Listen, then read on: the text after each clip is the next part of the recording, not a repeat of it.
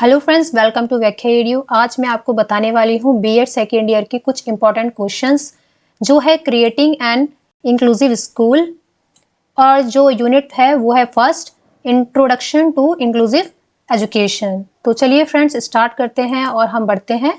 Friends, अगर आपको PDF चाहिए तो आप हमें टेलीग्राम ग्रुप पर ज्वाइन करें, और अगर आपको कुछ भी प्रश्न पूछना है तो आप हमें इंस्टाग्राम पर पूछ सकते हैं, और अगर आपको वीडियो से रिलेटेड कोई भी अपडेट्स चाहिए तो आप हमें यूट्यूब पर सब्सक्राइब जरूर करें। तो फ्रेंड्स चलिए हम बढ़ते हैं और देखते हैं जो हमारे इंपॉर्टेंट क्वेश्चंस हैं। फ्रेंड्स, अगर आपको कुछ बुक्स परचेज करनी है तो यहाँ पर हमने लिंक दिया हुआ है, आप यहाँ पर जाकर बुक्स परचेज कर सकते हैं। तो चलिए फ्रेंड्स हम बढ़ते हैं आगे की तरफ और हम देखते हैं जो हमने इंपॉर्टेंट क्वेश्चंस जो दिए हुए हैं वो क्या हैं। तो समावेशी विद्यालय का सृजन, इसके अंदर हम देखने वाले हैं इंपॉर्टेंट कुछ क्वेश्चंस को। तो चलिए बढ़ते हैं हम। एक जो फर्स्ट क्वेश्चन है वो है समावेशी शिक्षा का अर्थ। जानते हैं हम क्या होता है समावेशी शिक्षा का अर्थ।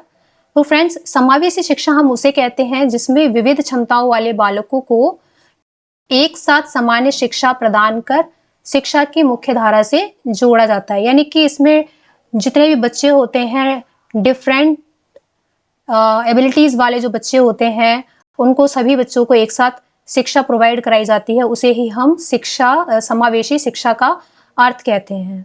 तो चलिए फ्रेंड्स बढ़ते हैं हम सेकंड क्वेश्चन की तरफ। सेकंड क्वेश्चन जो है वो है समावेशी शिक्षा के क्या उद्देश्य हैं।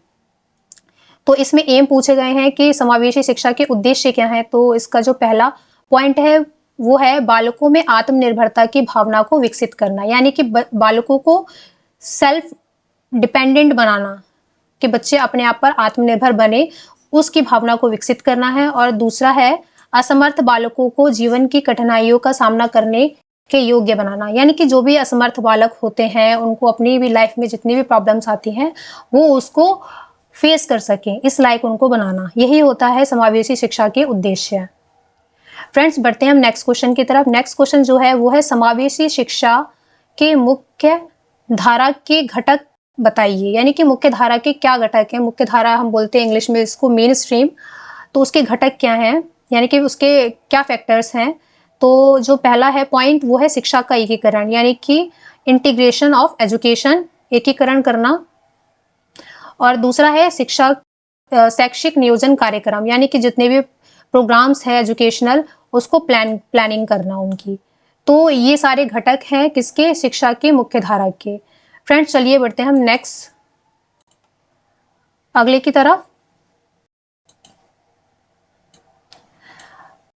नेक्स्ट क्वेश्चन है फ्रेंड्स, तो जो नेक्स्ट क्वेश्चन है वो है समावेशी शिक्षा के सिद्धांत पर समावेशी शिक्षा किस सिद्धांत पर आधारित है। तो फ्रेंड्स, जो समावेशी शिक्षा है, इंक्लूसिव जो एजुकेशन है, वो समानता के सिद्धांत पर आधारित है। इसमें जो बेसिकली जो सिद्धांत लिया जाता है वो समानता का सिद्धांत लिया जाता है, क्योंकि इसमें विशिष्ट बालक और सामान्य बालकों को शामिल किया जाता है, उनको समानता के नज़रिए से देखा जाता है। इसलिए हम कह सकते हैं कि जो समावेशी शिक्षा है वो समानता के सिद्धांत पर आधारित है। चलिए फ्रेंड्स बढ़ते हैं हम नेक्स्ट क्वेश्चन की तरफ, जो कि है फिफ्थ क्वेश्चन। समावेशी आवासीय संस्थाएं किन देशों में पाई जाती है। तो सबसे पहले जो आवासीय संस्थाएं शुरू की गई थी समावेशी से, तो सबसे पहले अमेरिका और ब्रिटेन में शुरू की गई थी, फिर ये अन्य देशों में, फिर इसके बाद भारत में भी आई। फ्रेंड्स चलिए बढ़ते हैं नेक्स्ट क्वेश्चन की तरफ। नेक्स्ट क्वेश्चन जो है वो है छठा, और इसमें पूछा गया है कि समावेशी विद्यालयों में किन बालकों की शिक्षा की व्यवस्था की जाती है। तो फ्रेंड्स, समावेशी विद्यालयों में बेसिकली सामान्य बालकों के लिए और विशेष आवश्यकताएं वाले जो बालक होते हैं उनके लिए शिक्षा की व्यवस्था की जाती है। इनमें दोनों तरह के जो बालक होते हैं, सामान्य बालक और विशेष आवश्यकता वाले बालक की शिक्षा की व्यवस्था की जाती है। जैसे मैंने आपको बताया, उनको समानता के सिद्धांत का जो कॉन्सेप्ट है उनके लिए लाया गया है समावेशी शिक्षा में। तो यही कॉन्सेप्ट इसमें यूज किया जाता है। तो फ्रेंड्स चलिए हम नेक्स्ट क्वेश्चन की तरफ। नेक्स्ट क्वेश्चन क्या है देखते हैं। फ्रेंड्स नेक्स्ट क्वेश्चन जो है वो है 7th क्वेश्चन। तो 7वां जो प्रश्न है वो है कक्षा को समावेशी बनाने के क्या उपाय हैं? तो कक्षा को समावेशी बनाने के यहाँ पे मैंने 3 पॉइंट बताए हैं। सबसे पहले प्रश्न पूछने की स्वतंत्रता। समावेशी शिक्षा में बच्चों को प्रश्न पूछने की स्वतंत्रता होनी चाहिए, क्योंकि जब बच्चे प्रश्न पूछते हैं तो उनके डाउट्स जो हैं वो भी क्लियर होते हैं। और जो नेक्स्ट पॉइंट है वो है प्रतिभा को दिखाने का अवसर मिलना चाहिए, यानी कि हम बोल सकते हैं कि हर तरह के बच्चों में, हर तरह मतलब अलग-अलग तरह के बच्चों में जो प्रतिभाएं हैं वो अलग-अलग तरह की होती हैं। किसी में डांस की, किसी में पेंटिंग की, किसी में कुछ प्रतिभाएं होती हैं। तो सबको अपनी-अपनी प्रतिभा दिखाने का अवसर मिलना चाहिए। और इसका जो तीसरा पॉइंट है वो है जाति, लिंग और आर्थिक आधार पर समानता, यानी कि सभी रूपों में समानता होनी चाहिए। पहले मैंने आपको बताया था, सेकंड क्वेश्चन में मैंने आपको बताया था कि ये समानता के सिद्धांत पर ही आधारित होती है समावेशी शिक्षा। तो यहाँ पे समानता का कॉन्सेप्ट लिया जाता है। तो यहाँ पे मैंने बताया कि कक्षा को समावेशी बनाने के क्या उपाय हैं, तो इसके 3 पॉइंट हैं, ये ध्यान रखेंगे आप। इसके बाद नेक्स्ट क्वेश्चन देखते हैं। जो नेक्स्ट क्वेश्चन है वो है 8वां प्रश्न, समावेशी स्कूलों में प्रत्येक कक्षा में बच्चों की संख्या कितनी निर्धारित कर दी गई है? तो समावेशी स्कूलों में कक्षा में बच्चों की जो संख्या है वो 20 या 30 निर्धारित कर दी गई है। अब ये 20 या 30 इसलिए निर्धारित की गई है ताकि बच्चों को ज़्यादातर अटेंशन की ज़रूरत पड़ती है, और अगर ज़्यादा भीड़-भाड़ होती है तो उसमें जो टीचर है वो ज़्यादा ध्यान नहीं दे पाता है बच्चों पे। इसीलिए जो बच्चों की संख्या है वो 20 से 30 निर्धारित की गई है, ताकि बच्चों पर ध्यान देना आसान, ईज़ी हो जाए।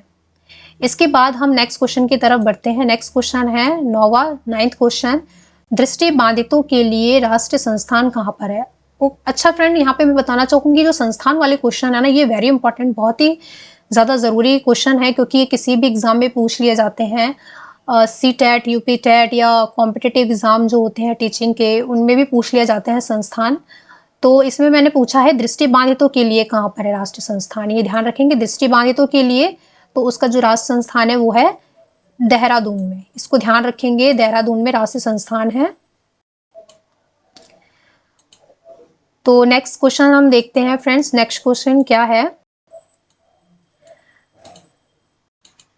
नेक्स्ट क्वेश्चन जो है वो है हमारा 10th क्वेश्चन, 10वें क्वेश्चन में मैंने पूछा है, यहाँ पे 10वां क्वेश्चन जो है वो है अस्थि बाधितों के लिए राष्ट्रीय संस्थान कहाँ पर है? इससे पहले मैंने पूछा था दृष्टि बाधितों के लिए, और इस वाले क्वेश्चन में मैंने पूछा है अस्थि बाधितों के लिए। तो अस्थि बाधित यानी कि हड्डियों से रिलेटेड जो होता है, तो उसका जो राष्ट्रीय संस्थान है वो है कोलकाता में। ये भी इंपॉर्टेंट क्वेश्चन है, इसको ध्यान रखेंगे। अस्थि बाधितों के लिए राष्ट्रीय संस्थान कहाँ पर है? कोलकाता में।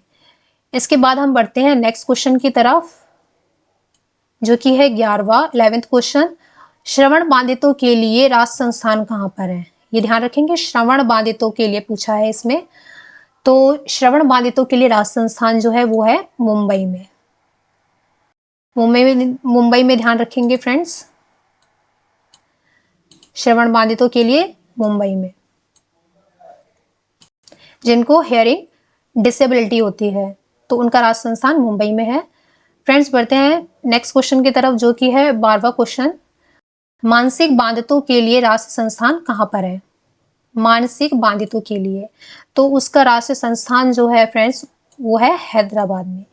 ये 4 क्वेश्चन मैंने आपको संस्थान वाले यहाँ पर इंपॉर्टेंट बताए हैं, इनको आप जरूर ध्यान रखेंगे क्योंकि ये बहुत ही ज़्यादा इंपॉर्टेंट है और इनको अक्सर पूछ लिया जाता है, तो इसको आप जरूर ध्यान रखें। फ्रेंड्स नेक्स्ट क्वेश्चन जो है वो है 13वां प्रश्न, 13th क्वेश्चन, सर्व शिक्षा अभियान कब आरंभ किया गया? तो सर्व शिक्षा अभियान ये भी बहुत इंपॉर्टेंट क्वेश्चन है। तो सर्व शिक्षा अभियान को सन 2002 में आरंभ किया गया था। फ्रेंड्स यहाँ पे आरंभ और इम्प्लीमेंट अलग अलग चीजें होती हैं, इसलिए आप इसको ध्यान रखेंगे। सर्व शिक्षा अभियान 2002 में ही आरंभ किया गया है इसको, तो इसको आप ध्यान रखेंगे। नेक्स्ट क्वेश्चन है 14th क्वेश्चन, सर्व शिक्षा अभियान के अंतर्गत कितने आयु के बच्चों को प्राथमिक शिक्षा प्रदान करने के अवसर उपलब्ध कराए गए हैं? तो फ्रेंड्स मैंने यहाँ पे पूछा है सर्व शिक्षा अभियान के अंतर्गत कितने आयु के बच्चों को प्राथमिक शिक्षा प्रदान करने के अवसर उपलब्ध कराए गए हैं? तो वो जो उपलब्ध कराया गया है वो 6 से 14 वर्ष के बच्चों को प्रोवाइड कराया गया है। प्राथमिक एजुकेशन जो है, ये एज ग्रुप ध्यान रखेंगे 6 से 14 साल के बच्चों के लिए। फ्रेंड्स, इसके बाद हम नेक्स्ट क्वेश्चन की तरफ बढ़ते हैं। नेत्रहीन बच्चों की शिक्षा के क्षेत्र में किसका महान योगदान है? नेत्रहीन, यहाँ पे ध्यान रखेंगे, नेत्रहीन बच्चों की शिक्षा के लिए किसका इम्पोर्टेंट यहाँ पे रोल दिया गया है? तो ये तो आप जानते ही हैं, बहुत ही फेमस हैं ये पर्सन, जिनका नाम है लुइस ब्रेल। इसको इम्पोर्टेंट, ये जो क्वेश्चन है बहुत ही इम्पोर्टेंट है, इसको आप ध्यान रखेंगे। इसके बाद नेक्स्ट क्वेश्चन जो है वो है 16th क्वेश्चन। अपंग बालकों के लिए शिक्षा प्रारंभ करने का सर्वप्रथम श्रेय किसको जाता है? फ्रेंड्स, यहाँ पे थोड़ा बालकों यहाँ पे मैं लिखना चाह रही थी, तो इसको आप थोड़ा ध्यान रखेंगे। अपंग बालकों के लिए शिक्षा प्रारंभ करने का सर्वप्रथम श्रेय किसको दिया गया है? तो वो दिया जाता है इटार्ड को। ये ध्यान रखेंगे, अपंग बालकों के लिए पूछा गया है यहाँ पर। फ्रेंड्स, नेक्स्ट क्वेश्चन की तरफ बढ़ते हैं। 17वां क्वेश्चन, 17th क्वेश्चन। किसको मानसिक मंदित बालकों के महान शिक्षक के रूप में जाना जाता है? मानसिक मंदित बालकों के महान शिक्षक को यहाँ पे पूछा गया है। मानसिक मंदित, इसको ध्यान रखेंगे आप।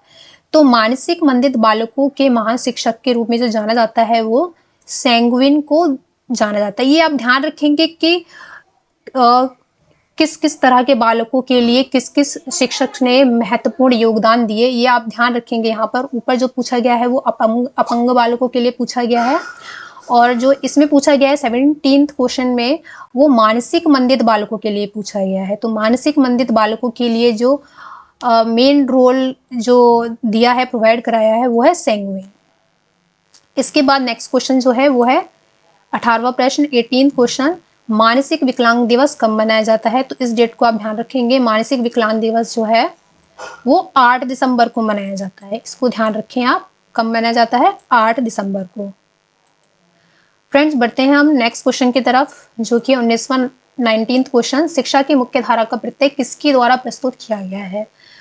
तो मुख्य धारा मैंने आपको बताया था मेन स्ट्रीम, जिसमें सभी को एक साथ शामिल किया जाता है, जिसमें विशिष्ट बालक भी हैं, सामान्य बालक भी हैं, और वर्ग का इसमें हर तबका है। तो शिक्षा की मुख्य धारा का जो प्रत्यय इसमें शामिल किया गया है वो सैमुअल ग्रिडले होवे के द्वारा प्रस्तुत किया गया है। इसको ध्यान रखेंगे, सैमुअल ग्रिडले होवे। तो ये ध्यान रखेंगे, शिक्षा की मुख्य धारा का प्रत्यय किसके द्वारा प्रस्तुत किया गया है? सैमुअल ग्रिडले होवे के द्वारा। फ्रेंड, नेक्स्ट क्वेश्चन जो है वो है 20वां प्रश्न, 20th क्वेश्चन। शिक्षा की मुख्य धारा का प्रत्यय कहाँ आरंभ किया गया? तो ये ध्यान रखेंगे, शिक्षा की मुख्य धारा का जो प्रत्यय है सबसे पहले अमेरिका में आरंभ किया गया था। तो ये जो मैंने आपको बताए क्वेश्चंस, ये वेरी इंपॉर्टेंट क्वेश्चन है, बहुत ही ज़्यादा इंपॉर्टेंट क्वेश्चंस हैं। ये आपके किसी भी एग्जाम में इनमें से पूछ लिया जाता है। और फ्रेंड्स, आपको मैं एक बार यहाँ पे फिर से याद दिलाना चाहूँगी कि आपको अगर कोई भी PDF चाहिए तो आप हमारे टेलीग्राम ग्रुप को ज़रूर ज्वाइन करें। और अगर आपकी कुछ भी क्वेरीज है, कोई भी प्रश्न पूछना चाहते हैं, तो आप इंस्टाग्राम पर हमें पूछ सकते हैं। और फ्रेंड्स, अगर आपको वीडियो से रिलेटेड कोई भी अपडेट चाहिए तो आप यूट्यूब पर सब्सक्राइब ज़रूर करें, और हमारे वीडियो को आप लाइक और शेयर और कमेंट ज़रूर करें। फ्रेंड्स, तब तक के लिए बाय बाय। ये वीडियो में बस इतना ही।